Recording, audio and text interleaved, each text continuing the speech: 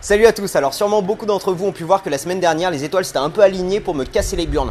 Donc je vais pas vous en parler aujourd'hui, je vais essayer d'en parler demain dans une vidéo à part. Mais par contre, je vous conseille vraiment de me suivre sur Facebook et Twitter au cas où ça arrive encore. Au moins vous allez pouvoir savoir ce qui va se passer si jamais ça se repasse encore. Donc encore une fois, j'en parle pas maintenant, on rentre directement dans la vidéo.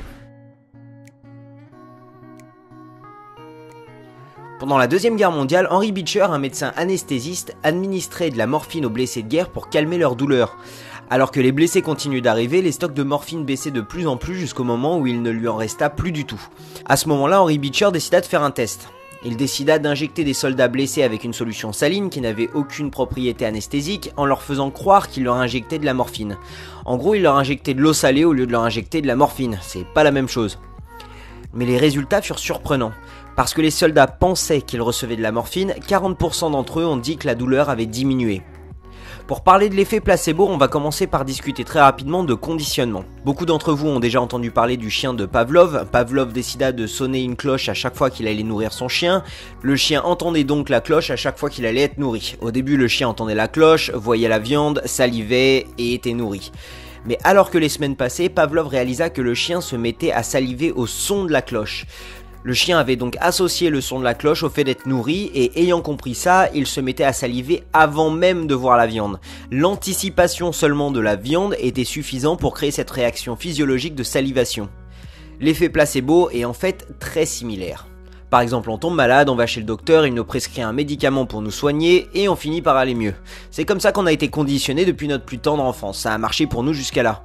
Mais que se passerait-il si jamais notre docteur nous prescrivait un placebo, un faux médicament n'ayant absolument aucun principe actif? Eh ben, il se trouve que beaucoup d'entre nous se sentiraient quand même mieux. C'est ce qu'on appelle l'effet placebo. C'est un peu comme mettre un pansement sur un bleu quand un enfant tombe. Ça sert à rien en soi, mais l'enfant se sentira pris en charge et l'aidera à se sentir mieux.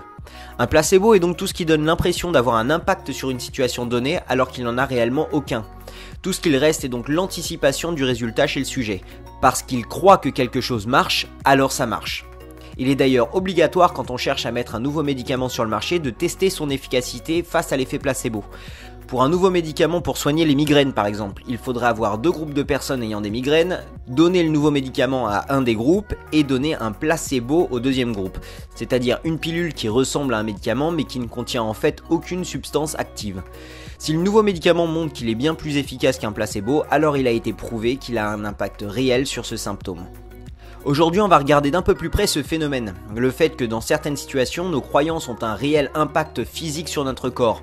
Donc lève-toi, prends ton lit et marche parce qu'aujourd'hui on va regarder le top 5 des faits impressionnants sur l'effet placebo. Numéro 5, tout ce qui peut renforcer notre croyance renforcera l'effet placebo. Le point le plus intéressant de l'effet placebo est le fait que dans certains cas, le corps n'ait pas besoin de substances actives pour être soulagé. Le simple fait de croire que quelque chose influence positivement notre situation sera donc suffisant pour l'améliorer. Il n'est donc pas étonnant que tout ce qui pourra renforcer nos croyances augmentera l'efficacité du placebo. Dans son livre Bad Science, Beth Goldacre étudie certaines variations de l'effet placebo. Il découvre par exemple qu'un placebo marchera mieux après une longue consultation chez le docteur plutôt que si on donnait le placebo directement. Il découvre aussi qu'une pilule blanche marchera moins qu'une pilule bleue, qu'une capsule sera plus efficace qu'une pilule et qu'une capsule colorée d'un côté aura plus d'impact qu'une capsule blanche.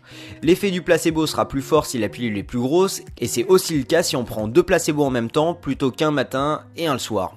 L'injection de placebo par une seringue sera aussi plus efficace qu'une pilule ou qu'une capsule. Une étude de Dan Riley découvre aussi que le prix du placebo impactera son efficacité. En 2008, dans son livre intitulé « C'est vraiment moi qui décide », Dan Riley a tiré la conclusion suivante. Plus le médicament coûte cher, plus il guérit. Il a pris pour cela un panel de 40 personnes et leur a fait subir une série d'électrochocs tout en leur donnant une pilule soi-disant contre la douleur, mais qui était en réalité qu'un placebo.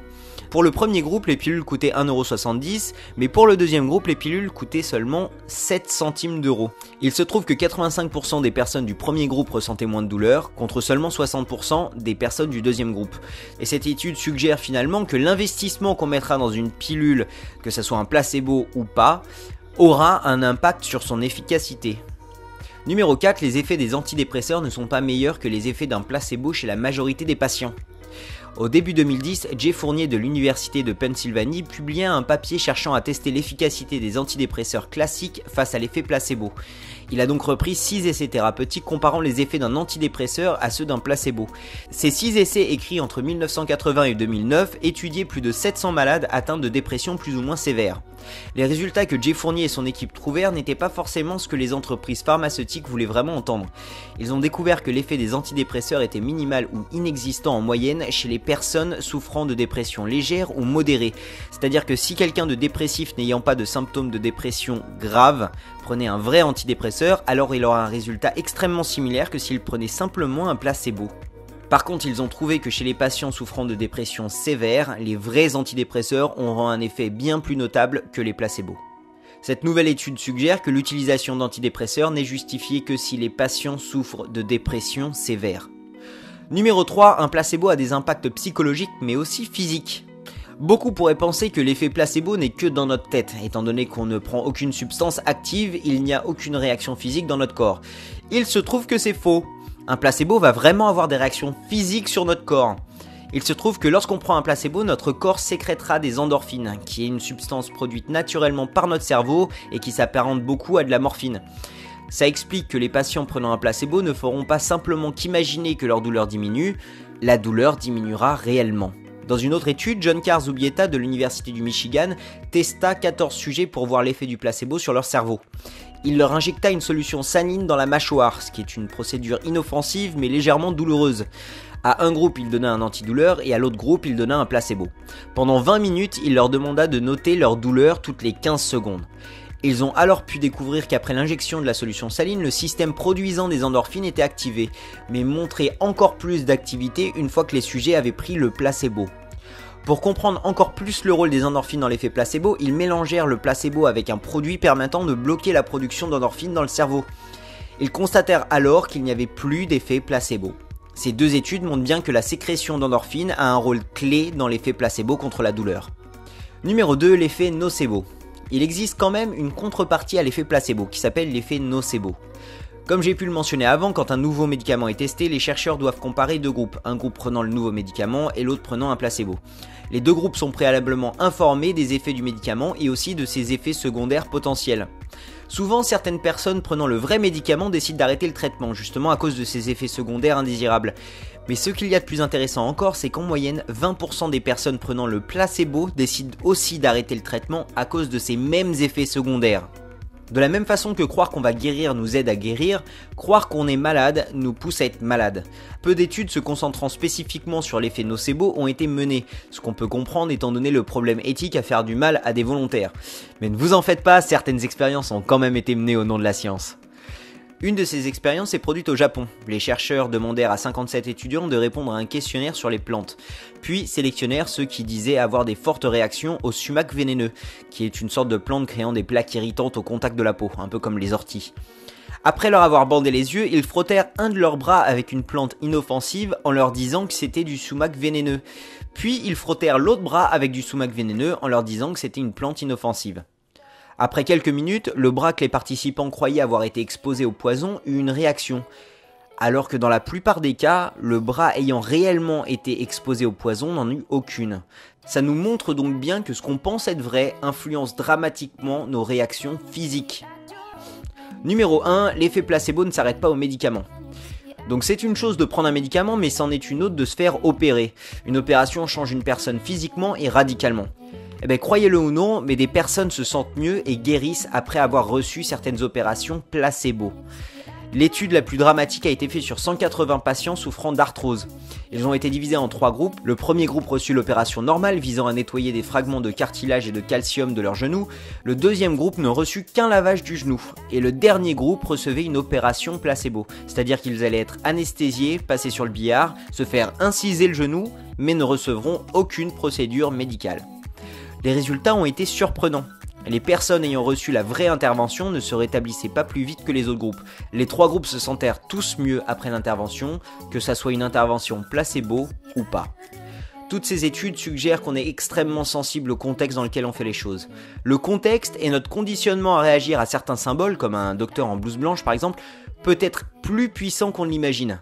Le fait d'être convaincu sans l'ombre d'un doute que l'on peut guérir peut être suffisant dans certains cas à améliorer notre état de santé. Donc ça me pousse à penser à toutes les situations où l'effet placebo est potentiellement présent. Les guérisseurs par exemple utilisant des tours de passe-passe pour donner l'illusion d'une opération miraculeuse. Je peux aussi penser aux miraculés ayant guéri après avoir été en contact avec l'eau de Lourdes par exemple. Encore une fois, ce que l'on croit vrai et ce que l'on croit avoir un impact sur nous aura un impact sur nous. Donc encore une fois, je vous conseille de me suivre sur Facebook et Twitter où je vais devenir un petit peu plus actif simplement parce que ça m'a permis de garder le contact avec vous ou avec tous ceux qui me suivaient en tout cas sur Facebook et Twitter alors que ma chaîne était hors ligne. Donc je vous remercie vraiment tous ceux qui me suivent là-dessus, je vous remercie. Si vous voulez vous-même me suivre, vous pouvez trouver les liens dans la description et je vous conseille au cas où ça arrive encore une fois que ma chaîne soit retirée de YouTube, au moins vous pourrez me suivre encore. J'aimerais vraiment remercier tous les tipeurs qui continuent à me tiper même quand ma chaîne était hors ligne. Donc Jordan et Jérémy spécialement qui me font des dons vraiment énormes et qui me permettent vraiment de vivre, de ça. Donc vraiment merci. Merci à tous. C'est pas parce que je remercie, c'est pas parce que je dis Jordan et Jérémy forcément que je remercie pas les autres. Tous ceux qui me payent des cafés, des McDo, c'est avec grand plaisir. Je remercie aussi Anthony qui a décidé de me tiper même quand ma chaîne était hors ligne. Donc vraiment merci à tous. Ça me fait énormément plaisir et puis bah écoutez, voilà, bah samedi prochain pour une nouvelle vidéo. La semaine prochaine, on va regarder le top 5 des études de psychologie sociale qui vous feront re-questionner les choses. Ça va être très intéressant, donc je vous souhaite un excellent week-end. Je vous invite encore une fois à me rejoindre sur Facebook et Twitter et je vous dis à samedi prochain. Salut!